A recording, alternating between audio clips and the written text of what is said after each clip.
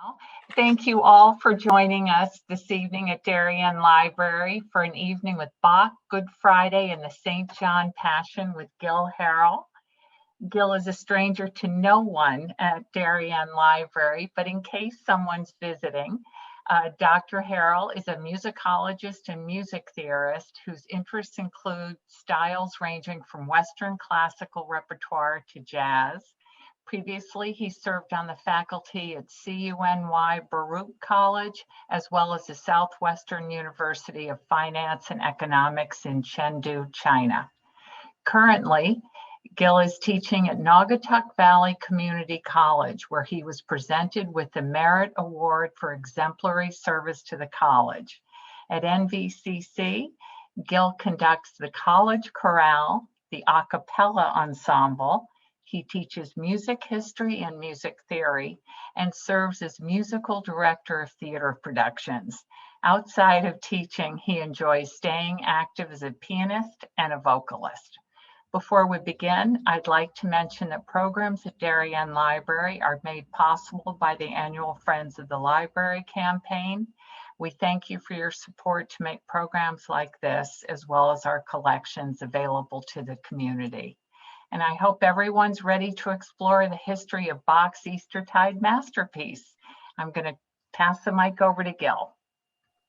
Fantastic. Thank you so much, Pat. It's always a pleasure to be here with the Darien Library and this wonderful community of music enthusiasts and cultural historians that constitute and comprise this awesome group that gets together for these great Zoom programs. Tonight we'll be talking about Bach's St. John Passion from 1724. Actually, there are a number of versions of this piece as Bach later revised it, but we'll be primarily talking about the versions that existed either in the 1724 or 1725 incarnations. So we're coming up on nearly 300 years since this music was first heard on a Good Friday in 1724 at the Nikolauskirche, the St. Nicholas Church in Leipzig, Germany. Now, back then, Leipzig was a sleepy town with a population of perhaps no more than 3,500 people. Nowadays, of course, it's closer to 1 million. And that Nikolaus Church, the St. Nicholas Church that I mentioned, where this piece was premiered, still exists. So if anybody happens to find themselves in the city of Leipzig, you can go visit the St. Thomas Church and the St. Nicholas Church, where Bach was in residence as an organist, as a concertmaster, and of course, as a composer and a director for nearly 30 years. In fact, Bach would move to Leipzig in 1723, where he was accepted for the post of Kapellmeister, which translates to something like chapel master. Interestingly, he was not the first person that the committee had selected for the job. They had thought of hiring other people. For example, Georg Philipp Telemann was on the list higher than Bach. Graupner, Bendler, these are names that we have almost no familiarity with unless you were doing a graduate degree in Baroque music. And yet these were people who were higher up on the list to receive the position of Kapellmeister. And there's a very infamous quote that comes from the head of the committee that hired Bach. They said, "Well, gentlemen, in the absence of better men, it seems we must settle for Herr Bach." Of course, these words seem preposterous and comical today because history knows Bach as perhaps one of the greatest composers to ever set quill to parchment.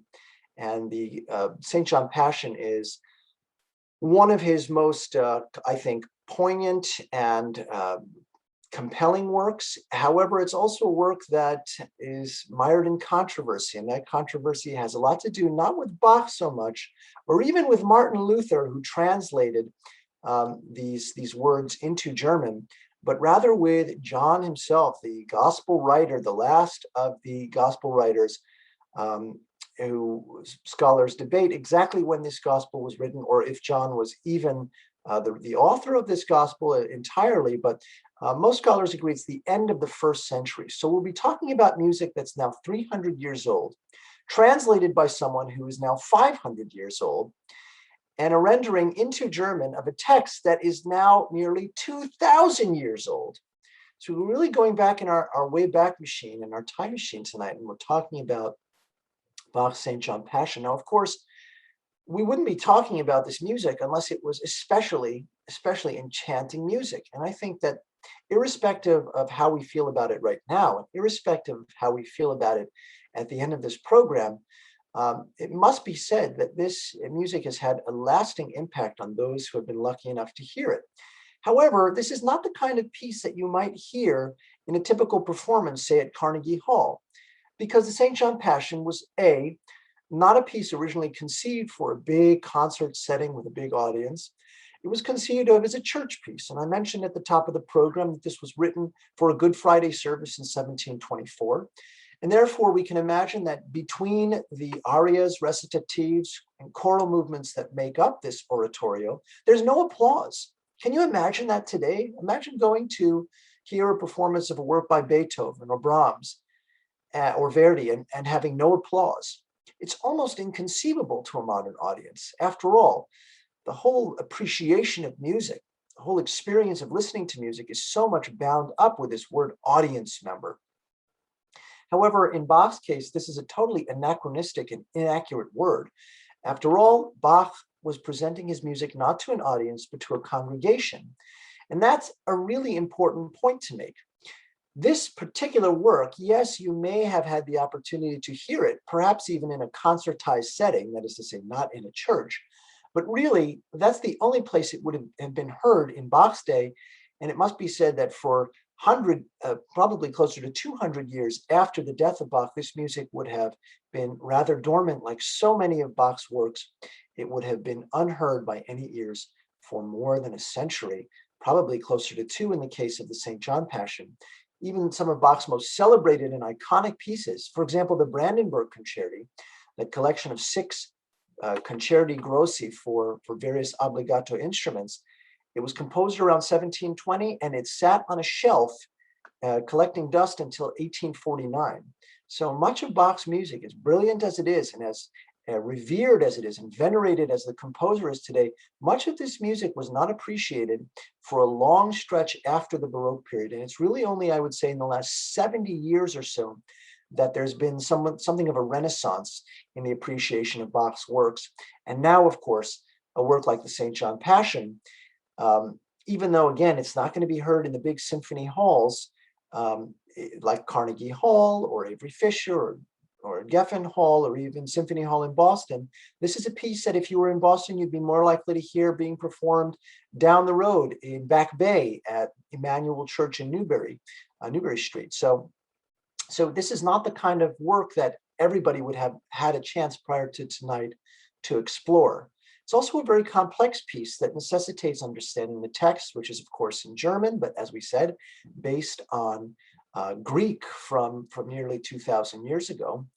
And we also have to contend with the fact that the text makes a lot of people uncomfortable. And I'll be talking about this throughout the program tonight. So let's go ahead and get started. Well, we know that Bach was a Baroque composer, and therefore the style of this piece will represent the late Baroque apogee of different styles that Baroque composers had been working towards throughout the 17th and into the 18th centuries. What I mean by that is we're going to hear fugues, complex polyphonic movements where voices imitate one another and sort of chase each other around in a sequence of imitation and modulations. It's a very complex thing. My students, the really ambitious students, love singing fugues because it's a real challenge and forces the singers to be very comfortable with their own parts. We're also going to hear arias. Of course, an aria is an operatic type of song, comes from an Italian word, and it refers to a kind of very melodically and rhythmically driven, usually a solo movement for a solo singer. We'll see some of that this evening. We're also going to see recitative, extensive recitative, and I would suggest to you tonight that many people are probably not too familiar with recitative, but I promise you, you will be.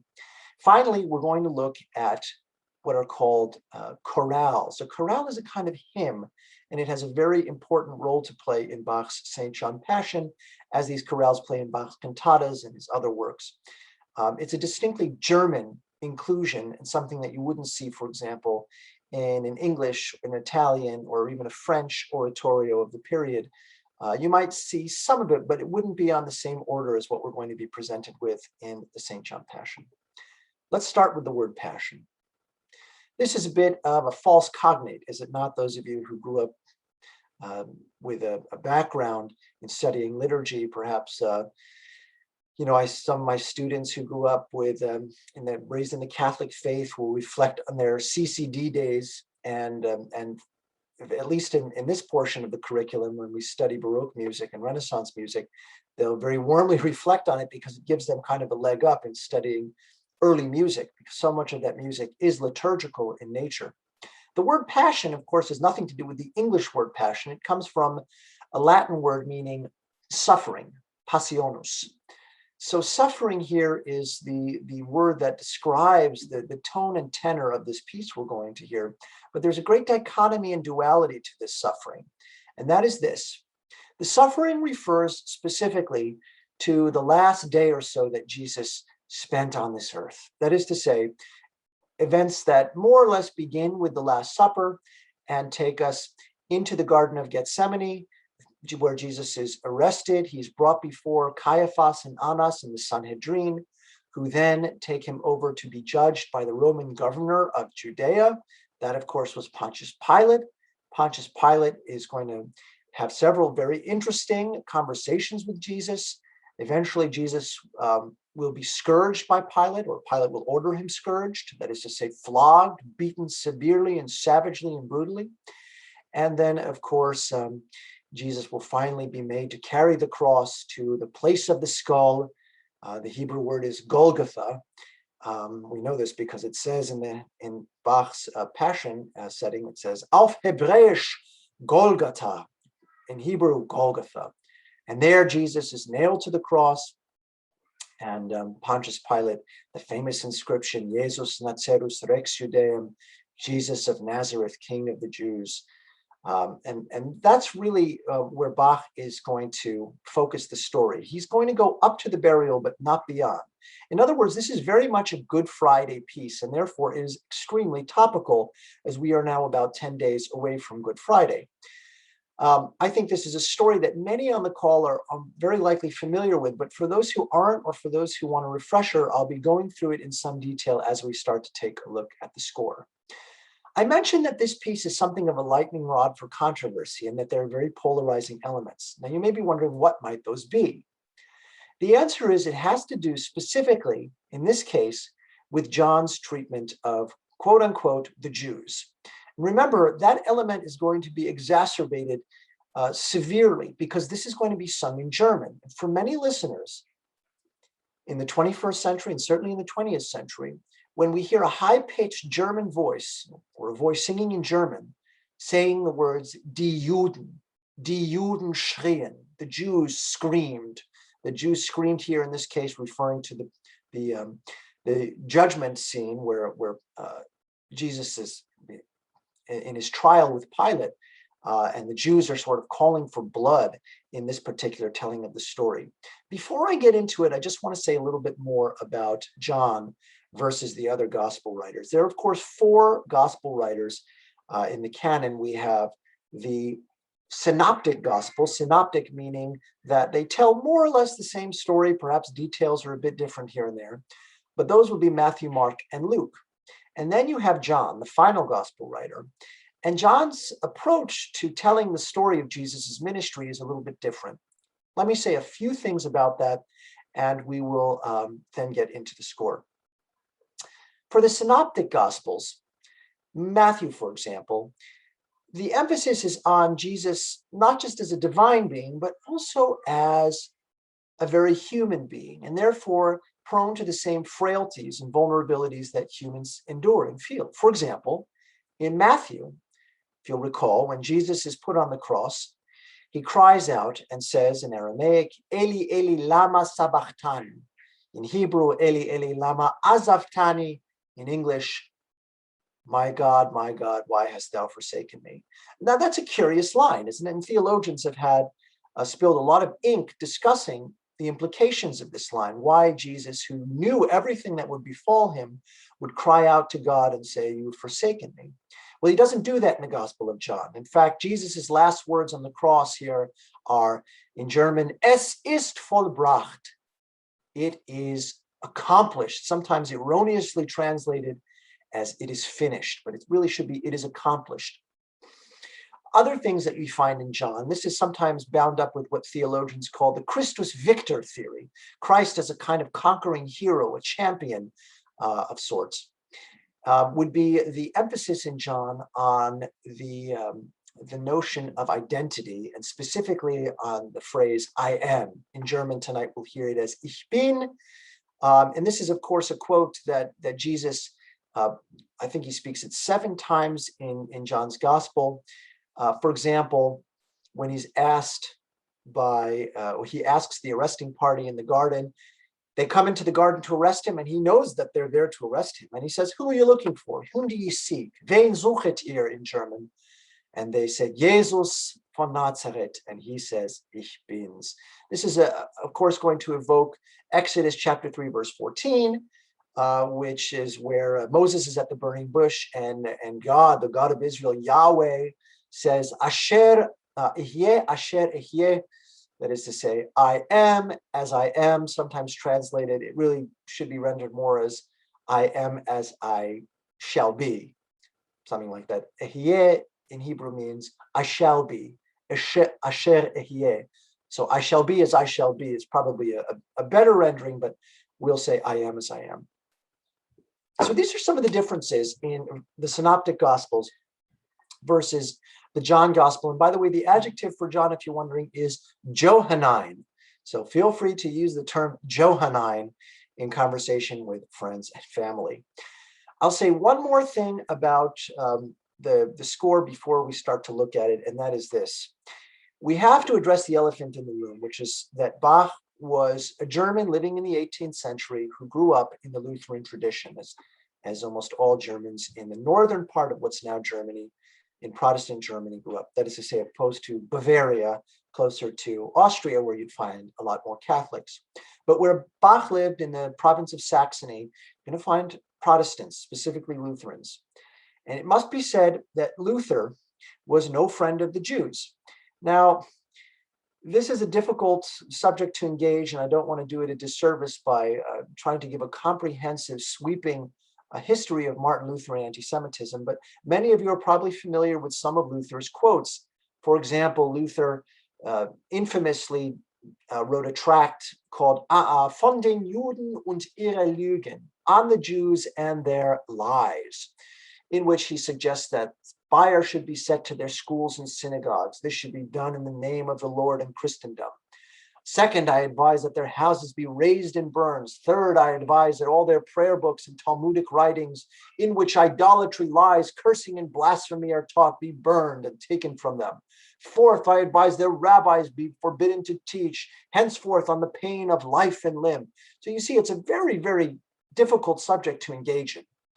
And there are perhaps Lutherans on this call who are no doubt familiar with this. And of course, in the I think it was in the 60s, the Lutheran Church officially rejected this particular aspect of Luther's teaching.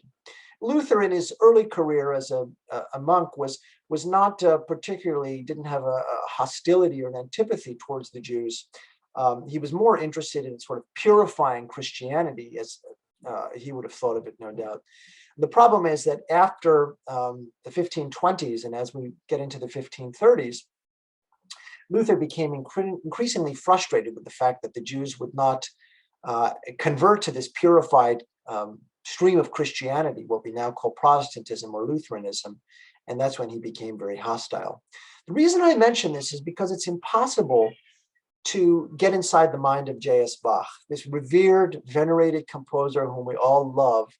It's hard to think what he would have thought about, for example, Jews or the story of the Passion as it's related by John. I will say this, and there are scholars who have written about this. For example, Michael Morisson, who got his PhD at Brandeis probably about 10 or 12 or 15 years before I did. Morisson has written a book called Bach, Lutheranism, and Anti-Judaism. It's a short read, But there are some interesting points in it. What he does is he compares Bach's music to other composers of the time, and specifically in this kind of polarizing area of the Passion or other aspects of Lutheran doctrine that have made their way into the music. And what he concludes is that actually Bach is far less acidic and rancorous than some of his contemporaries. So maybe that assuages some of our trepidations as we head into looking at the score. All right, I encourage anyone who has any questions, please go ahead and put those comments and questions in chat. I see Sheila says, I attended a performance at Avery Fisher in 1982. 18, yeah, you're not that old. The next day was a blizzard in April. Wow, interesting. Yeah, you can definitely see this piece performed in a big hall. There's nothing wrong with that. It's just anachronistic and it's not period authentic. And in the last 20 years, especially, the frenzy and almost hysteria with respect to period authenticity has been pronounced. So I'd be surprised if they did it in Geffen Hall these days, but who knows? Well, these days they're not doing anything, but I think we take my meaning. All right, let's take a look at Johann Sebastian Bach. I see there's another good question, which we'll get to momentarily. Here's J.S. Bach in a famous portrait from the 1740s. Bach is in his 60s here, which, by the way, is ancient by Baroque standards. He's a pretty old man here. And you can see that he's got his powdered wig on. The score he's holding is the opening aria from the Goldberg Variations, which had been composed a couple of years prior to that. But if you were wondering, what did this man look like? That's Johann Sebastian Bach there. We will be listening to a performance that features a Japanese ensemble, if you can believe it, called the Bach Collegium Japan, directed by Masaki Suzuki, with a number of soloists who are not Japanese, but most of the performers are. And that's a whole digression we can engage in. But it must be said that there is in Japan, there exists a tremendous enthusiasm for Bach at the conservatory level. And it's not surprising that one of the best ensembles in the world when it comes to period authentic Bach performances is in fact a Japanese ensemble. Question from David. In regards to the story of the Passion, how accurate would you say the Passion of the Christ is? Great question. It's very accurate. However, the thing that people took issue with, and I think the ADL and other groups took issue with, and with good reason, is the depiction of the Pharisees, the Sadducees, and the Sanhedrin, which is over the top and plays into a lot of stereotypes of the sort of sneaking, conniving Jew that was depicted in propagandistic media throughout and elsewhere throughout the years, and especially in the centuries prior to the modern era. So that I think is the problem with the Passion of the Christ. The film is a moving film, but some of the depictions of the Jewish characters, the rabbinical figures from the Pharisees, Sadducees, and Sanhedrin, it's off-putting and it's excessive. I think it's hyperbolic and unnecessary. In my opinion, I'm editorializing there, but I think that's where a lot of that controversy was stirred up. I should also point out, by the way, that some authors have made a big deal about the connection between Luther and Nazism. I don't think that's an entirely fair link to draw. However, it must be said that the Nazis did, when it was convenient for them. Of course, the Nazis were not devout Christians by any stretch of the imagination. If anything, they were at the upper echelons, people like Alfred Rosenberg, the official party ideologue. They were more along the lines of sort of pagans who worshipped a church of blood and warfare and battle and that sort. So nonetheless, at the Nuremberg party rallies throughout the 1930s, they displayed von den Juden und ihre Lügnen, that is to say, Martin Luther's vituperative and rancorous treatise against the Jews. And Julius Streicher, who hanged at Nuremberg in 1946, he was the publisher of the infamous Der Stürmer, had a very famous Martin Luther quote that anchored the front page of Der Stürmer. And it was something about the Jews. So obviously there is a connection there. We won't say too much more about that because we simply don't have time and I want to get into the music, although it's a fascinating topic. I don't know if anybody hears that, but that's my 2-year-old. Apparently she wants to attend the lecture, but we'll show her the video later. All right, we're going to get into some of the music now until let's give Aria a good chance to calm down. So let's take a look at the score. Well, a passion is obviously going to start with something in a minor key. The word suffering invites a presentation in the minor key. And here we see that there's this crunchy dissonance that flavors so much of what we're seeing here. Let me go ahead and make sure we're sharing audio. And I'm going to go ahead and cue up this opening number, and you can go ahead and listen to the opening of the Passion according to St. John as set to music by J.S. Bach. So we'll pause there. Looking back at the score, did you notice how much tension was built into this music?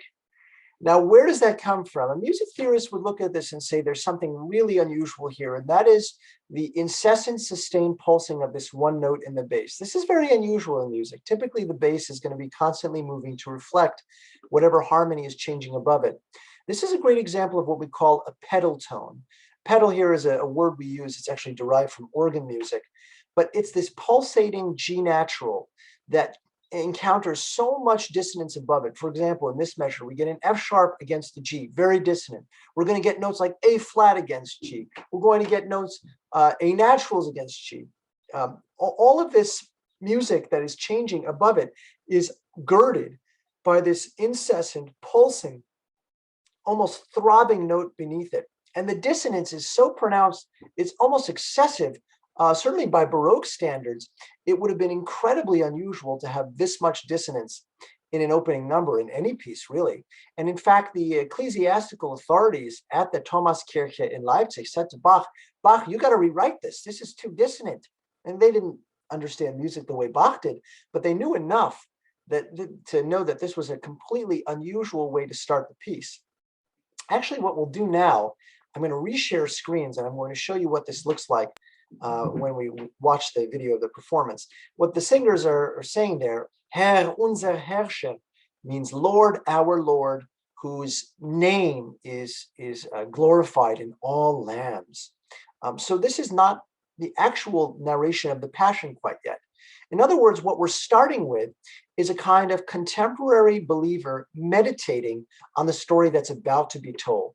So this is a prelude, if you will. This is introducing the story of the Passion, but it's not the story quite yet. The narrative does not begin until about 10 minutes in. It's a very long and very difficult opening number. Let's take a look at a little bit of what that looks like. Just this stretch we just looked at, and then I will go ahead and skip around a little bit and start to show you some of the other movements. All right, I'm going to pause it there, and I'm going to fast forward a little bit into this. As you can see, this is nearly 2-hour work, so we're going to have to skip around quite a bit. What I want to do next is jump into our very first recitative. And again, if you have any questions, I invite you to go ahead and put them in the Q&A or the chat function.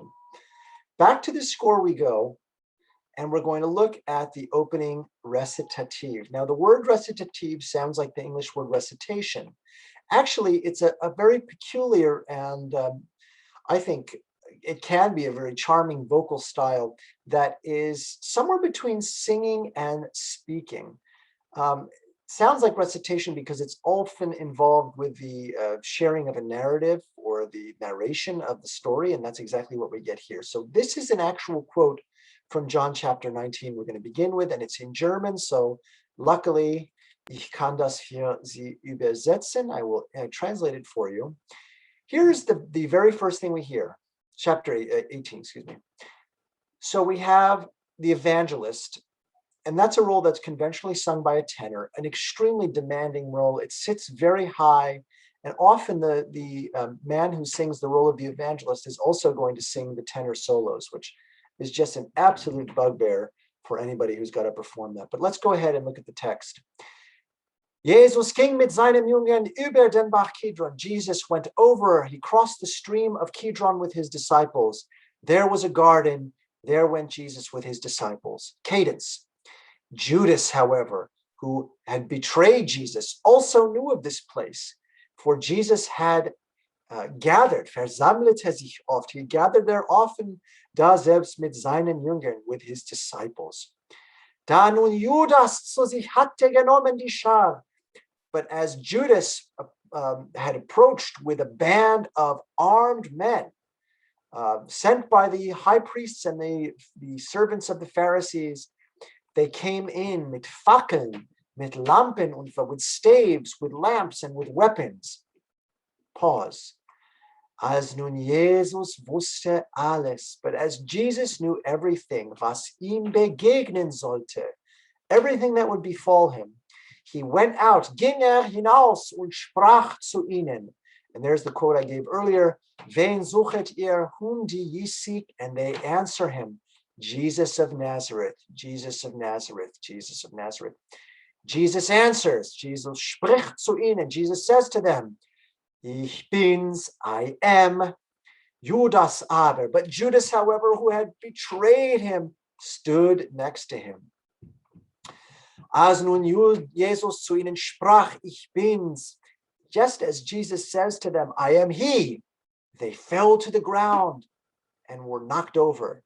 Jesus asked them again, whom do ye seek? And they answer, Jesus of Nazareth. There's so much to unpack here just in this first, minute and a half of music. Theologically, there are some really interesting questions. Let's take a look at some of them. Did anybody think this? Listen to this. Jesus knew everything that would befall him. That's what this means. Als nun Jesus wusste alles, was ihm begegnen sollte. He knew everything that was about to happen. So he goes out and asks, whom do ye seek? Does anybody else think that that's curious? Well, of course it is. And theologians have pondered why exactly Jesus would go out and ask a group of armed men why they're, who they're looking for, when it just said he knows exactly what's going to happen. They answer, Jesus of Nazareth. Jesus says, I am he. When Jesus says, I'm he, it says they fell to the ground. They were knocked over. And look what Bach does. Und fielen zu Boden.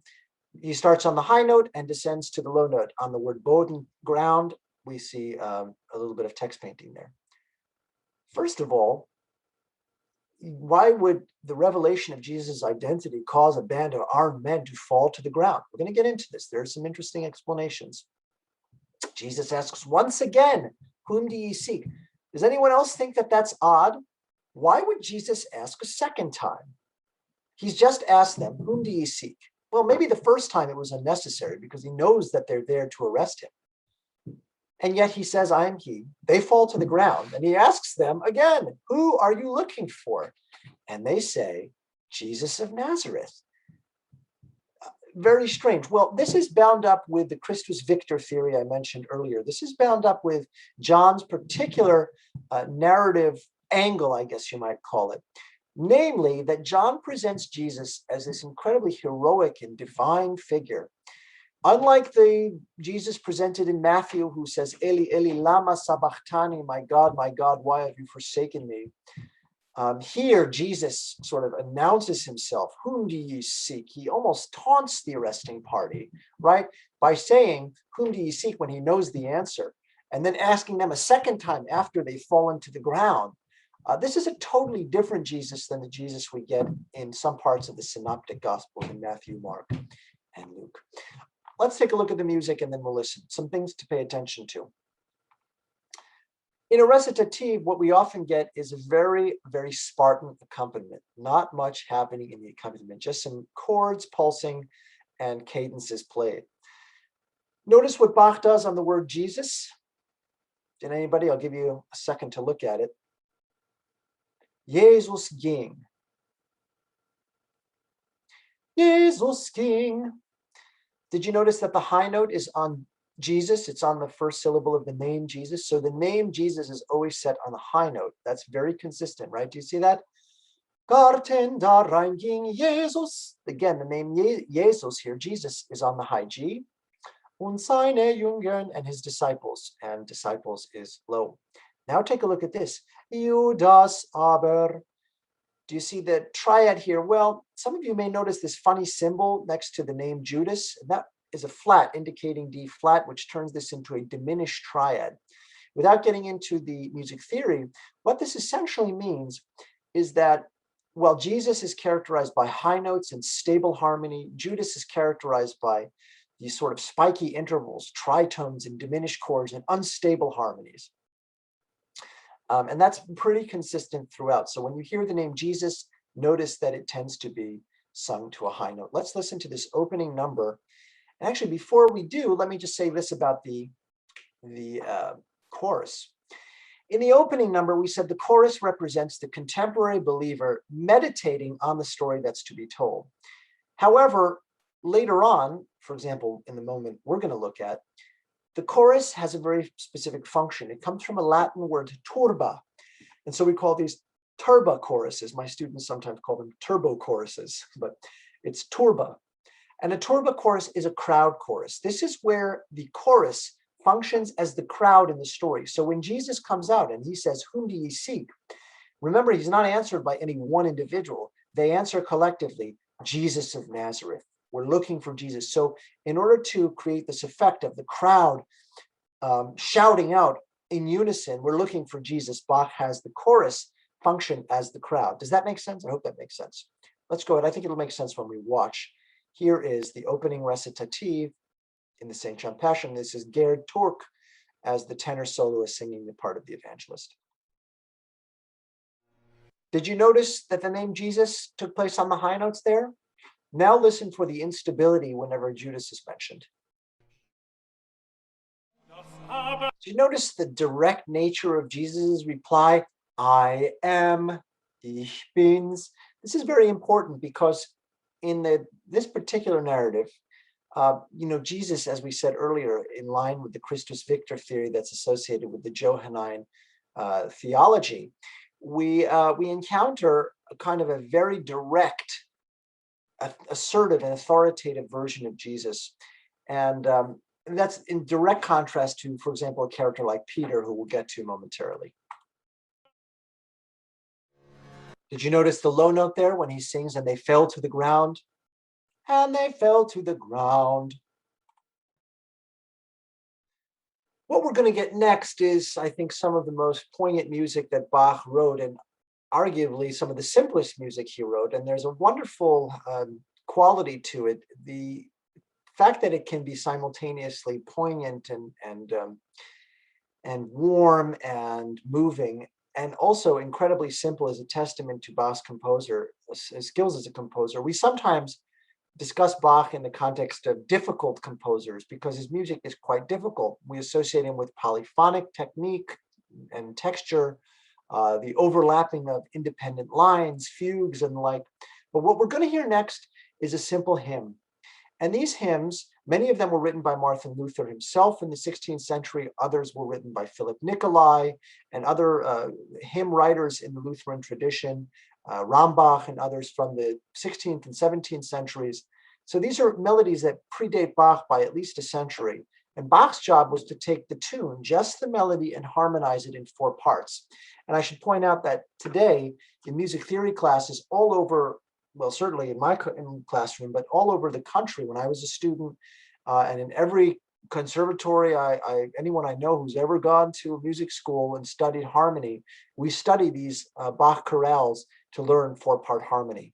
So we'll listen to the 4-part chorale that comes next, and then we'll take a look at the next portion, and then we'll skip ahead to part 2. Pedagogically,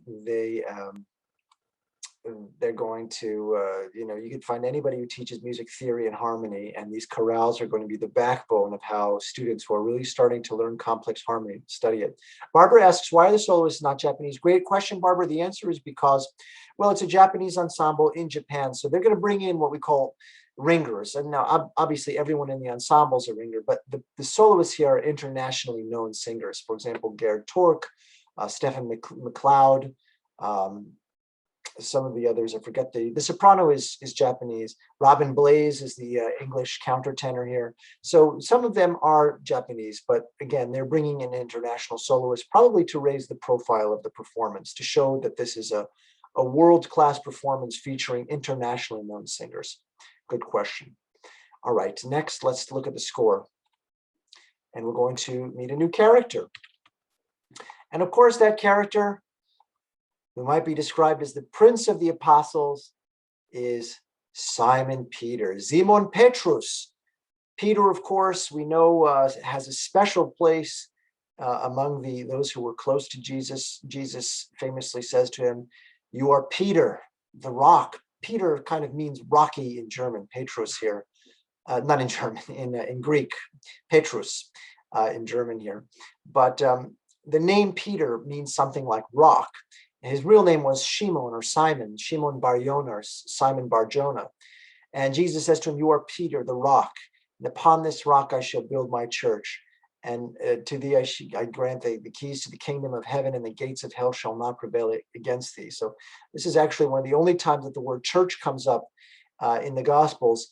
And it's specifically in reference to Peter. So here's Peter in the garden. We can imagine Jesus, they've just had the Last Supper. He and his disciples go into the Garden of Gethsemane, just outside the foothills of Mount Scopus in Jerusalem. You can visit it today, by the way. I was there less than 10 years ago.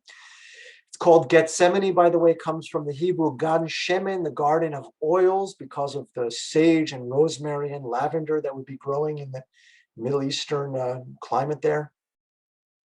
So they're in the Garden of Gethsemane, and all of a sudden the arresting party shows up, led by Judas. Judas famously identifies Jesus with the kiss of Judas, which even today is thought of as a kind of a metaphor for the most heinous kind of perfidy and betrayal. And so now they're taking Jesus away. So what does Peter do? Well, da hatte Simon Petrus ein Schwert. Simon Peter had a sword, and he takes the sword out of the scabbard, und zog es aus, which you can see the line moves up there as the sword comes out of the scabbard, und schlug nach den hohen Priesters Knecht, and he swung it at the servant of the high priest, und hieb ihm sein recht Ohr, and he cuts off his right ear. And now we learn the name of that poor servant who had his ear cut off. Und der Knecht hieß Malchus. His name was Malchus. Listen to what Jesus says to Peter. This is such a Johannine response. This is something that we don't see in the Matthew Gospel, for example. Da sprach Jesu. Jesus says to Peter, "Peter, sheathe thy sword. Should I not drink from this cup which my Father has given to me to drink?" And he repeats himself, "The cup which my Father has given to me to drink from." This is very different, from a line, for example, some of you may be familiar with the line, "Those who live by the sword die by the sword." Others might be familiar with the line where Jesus, in a moment of human frailty, says, "God, if it be thy will, I will drink this cup, but let it be thy will that this cup shall pass from my lips." Here, Jesus says nothing of the sort. Now, this is a really different response. Think about that. In the Synoptic Gospels, Jesus is worried here. He's feeling those human qualities we talked about, the frailty and the vulnerability. But look at the heroic Christus Victor Johannine Jesus here. "Sheathe the sword, Peter. Let them take me, because I'm going to drink from the cup." Cup is maybe not the right word. Kelch is more like a goblet, but it's rendered as cup. "Shall I not drink from the cup that my Father has given to me to drink from?" Well, let's catch up a little bit with Peter and talk about how part one ends, and then we'll jump into part two. We know that Peter is going to follow Jesus, right? And in fact, there's a soprano solo, "Ich folge dir gleichfalls mit freudigen Schritten." I follow you with a gladness in my heart, with happy steps is how that might be translated best. And then what happens? Well, as Jesus is brought before Caiaphas and Annas, Peter first, he follows, and he's spotted by, it says that it's a doormaid. She's holding the door, and she sees him and says, "Hey, I recognize you. Art thou not a disciple of Jesus of Nazareth? Bist du nicht eine Diener des, whatever it is in German, bist du nicht seine Jungen einer? Are you not one of his disciples?" And she said, Peter says, "Ich bin's nicht." Now remember the German. What did Jesus say when he was asked? "Ich bin's, I am," and it goes to the key of G minor. When Peter's asked, he says, "Ich bin's nicht." He says, "I," he pauses, and then he goes up too high. He kind of overshoots Jesus's note. He goes to B natural, which is the wrong note. It's not even in the key. And he says, I am not. And he changes the key to a major key. Bach does, I should say, through Peter. So there's some very effective storytelling there on a musical level. Now, we know what happens next. Peter is identified twice more. And every time he's asked, aren't you a disciple of Jesus of Nazareth? He says, I tellest thou, I do not know the man. And every time Bach intensifies the dissonance of his response. First, it's to the wrong key. Then he changes the key again. And then the last one, he has to sing this hideously dissonant interval of a minor ninth from an F sharp 3 to a G in the 4th octave. And what happens after the third denial? Bach cues the cello. The cello plays this ascending motif, which is standing in for the rooster. Und alsobald krähte der Hahn. And then the rooster crowed, thus fulfilling the words that Jesus spoke at the Last Supper when he says, ere the cock shall crow, one of you shall betray me, and one of you thrice shall deny me. And that's, of course, exactly what happens here. I'm going to go ahead and skip ahead to that moment where Jesus is, or where Peter denies. So here's a moment where Peter is denying. Here's the second one, which quickly leads to the third one. Let's watch a little bit of the end of Act 1, and then we'll go into Part 2. We'll have a chance to look at just a couple of moments from Part 2. What did you think of that melody that he sang there at the end? And he wept bitterly. It's remarkable in its degree of chromaticism and dissonance. This is almost a Wagnerian melody written almost 100 years before Wagner's even born. It's so chromatic, it's so dissonant, so non-functional at times. And of course, Bach uses it specifically because he's trying to express the contrition of Peter. And I would suggest that that's the thrust of Part 1. Part 1 is about Jesus' arrest in the Garden of Gethsemane, but it's really about Peter. And for the contemporary believers in Bach's congregation, Peter would have sort of represented them, right? That is to say, Peter sinned, but Peter was contrite about his sin and then resolves to do good. And some of you know the story of where Peter ended up. Of course, he ended up in the Vatican. That's where he was crucified. Most historians think probably not far from where Vatican Square is today. And the story goes that Jesus appeared to Peter in a kind of a vision when he was running from the Romans. And Peter asks him a very famous question, Domine quo vadis, in Latin, my Lord, where are you going? To which Jesus responds, I'm going to Rome to be crucified again. So Peter turns around and turns himself in and was crucified. But before he was crucified, he says to his captors, I am not worthy to be executed the way my Lord was executed. Crucify me upside down. So some of you may be familiar with the very famous Caravaggio painting, which depicts the crucifixion of St. Peter, where he's upside down. All right, let's talk about Part 2. Part 2 has some very expressive music, and I think we'll have time to listen to 2 or 3 numbers from Part 2. First, the plot. We know that Jesus is brought before Pontius Pilate, but it should be emphasized that in this particular version, in John's gospel, Pilate is depicted as a very favorable figure, in a very favorable light. He's sort of very sympathetic to Jesus, and he shifts the blame to the Jews, which you'll hear that in the score today. They're referred to as die Juden, and we talked about the problems that are inherently bound up with those words, saying die Juden. It's innocuous on the surface, but because it's in German, someone singing in a high-pitched German tenor voice screaming die Juden, die Juden, it's going to evoke the Third Reich and the Holocaust and the terrors and horrors of Kristallnacht and the ensuing years in the Konzentration- und Vernichtungslager, in the concentration and extermination camps. There's nothing that you can say about it. That's just how things will, I think, be perceived for a long time to come. I forget who it was, but somebody said at Nuremberg, I think it was Hans Frank, who was the Governor General of Poland, and he was executed. And what he said was 1,000 years can pass and the sins of the Third Reich will not be washed away. And of course, I think when many of us hear the German language, even today, even tonight, it's hard to hear it. And despite it, we joke about its phonetic qualities and some of the unusual words to a Western, that is to say, to an English speaker. But the particular hostility that's in John's text, brought out by Martin Luther, who we know is an anti-Semite, set to music by Bach, who we have no reason to believe was an anti-Semite, but we have no reason to believe he wasn't. it's a lot to process. And so for those of you who are familiar with this piece, that might be something you've encountered in the past. And for those of you who are just experiencing it now, we're going to talk more about it momentarily. Jesus is brought before Pilate, and in this very favorably depicted version of Pilate essentially says to Jesus, "Who are you and why did they bring you here?" And Jesus has a very circuitous and evasive answer. He says something like, well, or the crowd, I should say, they say, well, if he wasn't an evildoer, if he wasn't a wrongdoer, it wouldn't have brought him here. And later on, as many of you are familiar with this text, Jesus, as he's talking to Pilate, Pilate will say, von wannen bist du? Where are you from? And what does Jesus say? My kingdom is not of this world. If it were of this world, my servants would have fought to keep me from being delivered. Therefore, the greater guilt lies with he who turned me over to you. Now, even Lutherans have a very tough time. I should say, not just Lutherans, Christians in general have a tough time with this particular quote from John. It's in chapter 20. There's no reason to believe that the historical Jesus would have spoken these words. Think about it. Jesus was Jewish, right? And he's just been congregating with his Jewish disciples. They've had the Last Supper, which, remember, was a meal taken before the Passover holiday was about to descend the following day.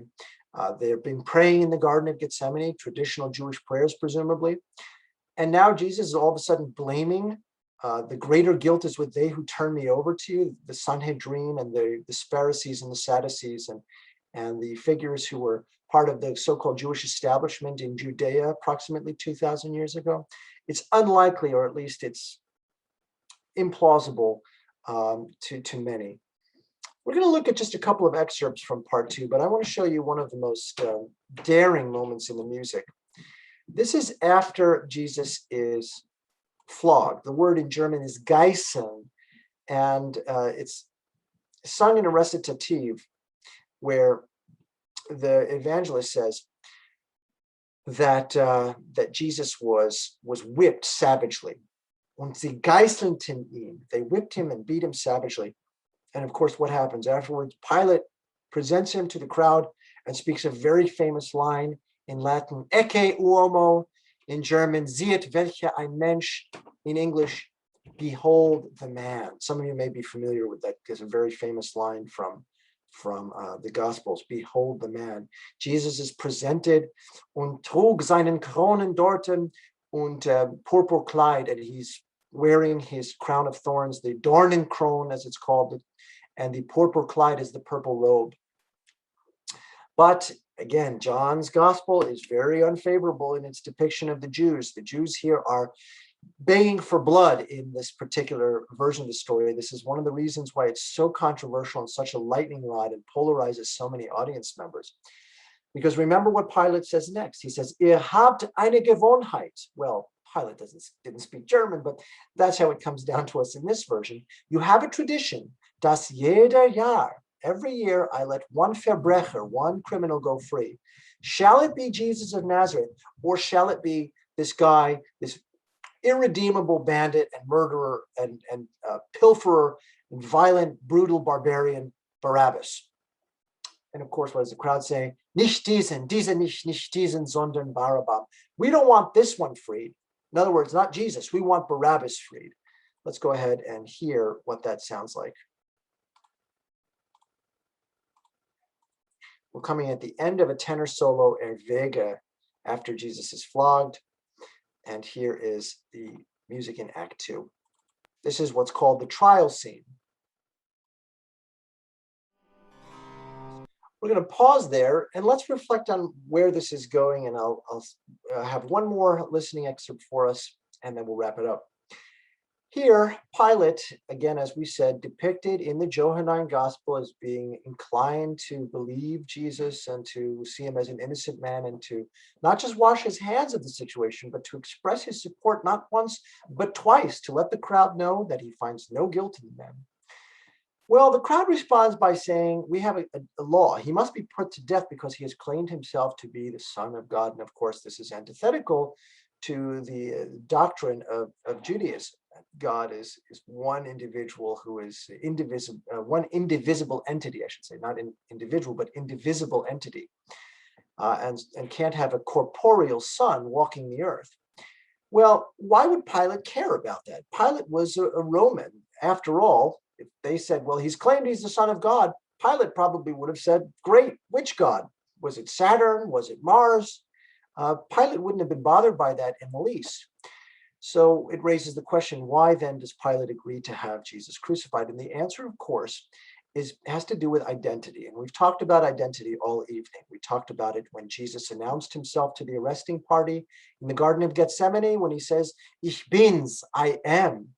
We talked about it when Peter says, Ich bin's nicht, I am not a disciple of Jesus of Nazareth. Now we see it in the case of Jesus, specifically with the title of kingship. Because he bears this title, King of the Jews, this is what's going to get him executed, because Pilate becomes very worried. Why does he become worried? Well, as the crowd says to him, if you don't put this man to death, then bist du nicht des Kaisers Freund. You're not the friend of Caesar. That is to say, calling yourself king of anything in the Roman Empire is tantamount to treason and punishable by death. And therefore, this man needs to be killed. If you don't kill him, if you don't have him executed, then you are complicit in this treason and you too will be executed. So Pilate has him carry the cross to the place of the skull, as it's called, Golgotha. And he carries the cross.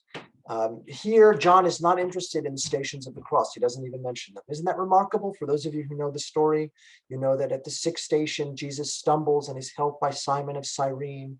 And there are other aspects of the carrying of the cross that he's suffering. It really emphasizes this human part of Jesus, that he's just physically laboring under the burden, the heavy burden of this encumbering object that he's forced to shoulder. And yet John skips over it. He's not the least bit interested in relating these details. Instead, John skips right to the crucifixion itself, and it says that Jesus was crucified on a plain of Golgotha, which translates to Schädelstedt in German, or in English, the place of the skull. There's an inscription. We mentioned it earlier. Let's revisit it. INRI. Many of you have ever been inside a Catholic church, know what that stands for. Jesus Nazarus Rex Judaeum, Jesus of Nazareth, King of the Jews. But what do the Pharisees, what does Caiaphas say, by the way, when he sees it? He sees it and he says to Pilate, he says, no, don't write that he's King of the Jews. Write instead that he said he was King of the Jews. Pilate answers by saying, Was ich geschrieben habe, das habe ich geschrieben. What I have written, I have written. All right, we're now going to look at a countertenor aria. Now, some of you may not be familiar with this. It's a very special kind of voice. It's a voice that is a male voice. Of course, a tenor is a male voice. But here, it's a male voice that's singing in the alto range. And this is an aria called Es ist vollbracht. Jesus' last words on the cross, it is finished. And it is finished here is what he says before. It tells us in the gospel, und neigete sich das Haupt und verschied. And he bowed his head and he departed. There's so much to unpack in this number. It's incredibly slow. The tempo here is among the slowest of tempi you'll encounter in any style of music, probably close to 40 beats per minute or so, a grave adagio.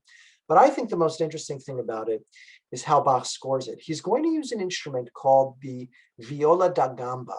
And this is a predecessor of the cello. And there's a really specific reason why he does this. The viola da gamba, even by Bach's day, was an outdated instrument, and not an antique exactly, but it was an instrument that had largely been supplanted by the cello. And yet Bach deliberately uses it here, and he calls for it in the score. And I think it's done deliberately for the following reason.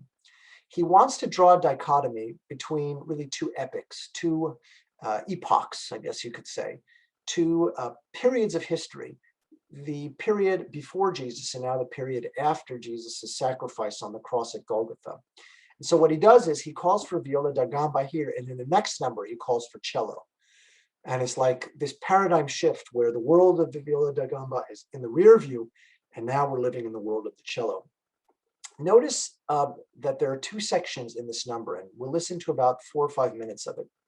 First section is slow and in the key of B minor and tormented and lugubrious. And the countertenor here, a man from England by the name of Robin Blaze, is going to sing Es ist vollbracht. it is finished. Oh, comfort for the tormented soul, die betrübte Seele. And then we get to the middle section, the tempo increases, and he sings, Der Held aus Juda siegt mit Macht. The hero from Judah, Held is hero, siegt mit Macht, conquers with might. Let's listen to this very expressive number. It's not the end of the St. John Passion, but it's a good place for us to end this evening. There's Robin Blaze. There's the viola da gamba. It looks like a cello, but it's bigger. And of course, it has more strings. I think this one has 7. An amazing contrast there, the dichotomy between the slow, lugubrious, and tormented section and this incredibly hopeful, positive message of the conquering hero who has finally closed out his victory. This is a very, very Johannine sort of element that we might expect to find in the oratorio, and so it makes sense for us to end here. I want to end with one more anecdote before I take some questions. Some of you may be familiar with the composer Lukas Voss, who came from a German Jewish family and emigrated to America. And he was a noted champion of Baroque music and specifically Bach's works, but he made a suggestion. He said, look, we all love the St. John Passion, but there's problems with it, right? Or at least issues that we have to deal with. And certainly Lukas Voss, coming from a German Jewish family where the family had to flee Germany, and some of of course, the family who didn't get out were annihilated in the Holocaust, in the Vernichtungslager, the extermination camps. He said, let's perform the piece, but let's do the following. Let's change the words. Instead of saying die Juden, we'll say die Leute, the people, instead of the Jews. And my take on that is, you can't sanitize the art by changing it to suit modern preferences or any preferences. It's like looking at the Mona Lisa and saying, well, it's really lovely, but what if we just give her a little bit of makeup and perhaps we'll put an earring here? It's just, that's not an exact analogy, but the point is that the art is what it is. And in a way, I think we're doing ourselves a disservice by trying to sanitize it and clean it up.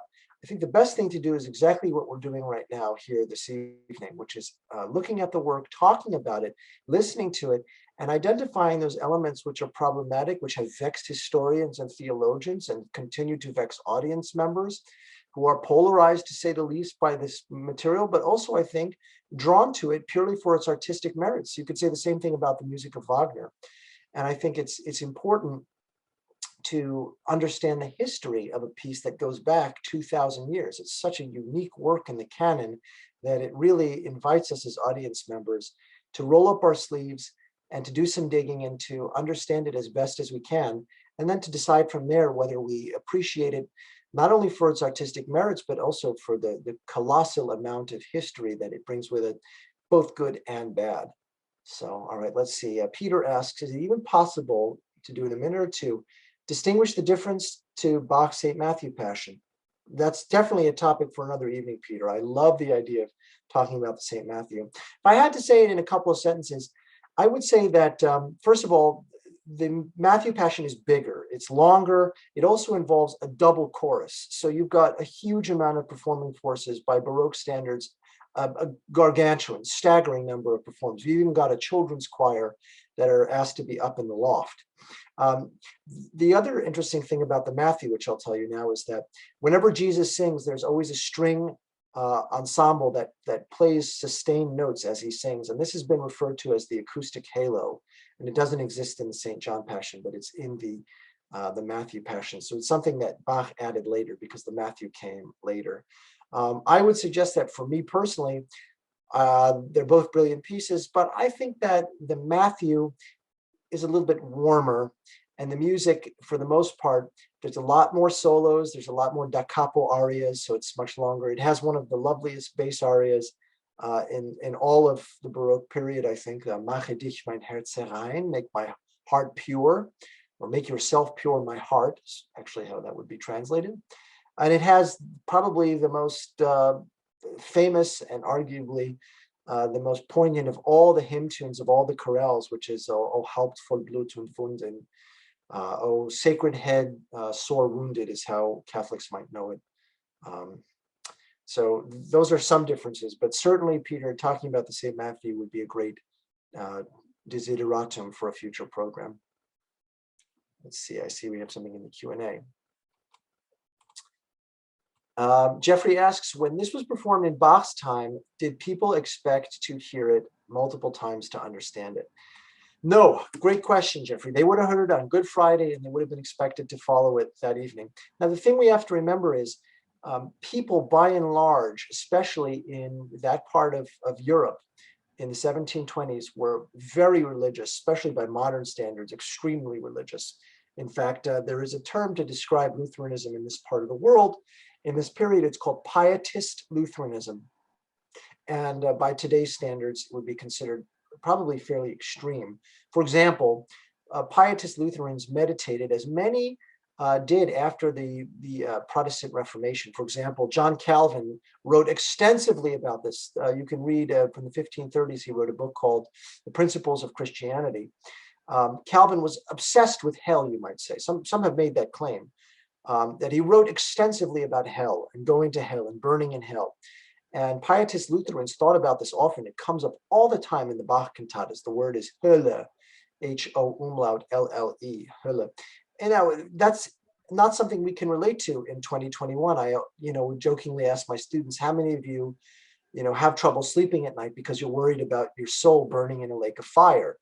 And they laugh because the thought is comical to young people today. But to Bach, this would have been a real concern. It would have been a real I think, we, that is to say, historians, scholars, and musicologists who research this period. If you read Alfred Durr and Christoph Wolff, who write about the culture of that time, this pietist Lutheranism meant that people who were attending church in those days, Jeffrey, would have really known what they were being presented with. And they would have been able to follow along with no problem. I think many people this evening probably know the story quite well. So anyway. Gil, this has been wonderful. Thank you so much. I think everybody has learned a lot. We're happy to say that you will be back on April 6th with a completely different topic when you'll be sharing Stephen Schwartz's Pippin. I can't wait for that one, Pat. It's Pippin is a musical which, as you'll hear me talk about on the 6th, is very near and dear to me, and I happen to be deeply immersed in the score right now. And thanks to the Darien Library, we as a community, as a group, can come together and appreciate a totally different but nonetheless magnificent piece together as a group. So I look forward to that one, as I always look forward to these programs. We do too, Gil. Awesome. Pat, you're the best. It's always so good to see you. See you soon. All right. Take care, folks. I'll see you at the next one.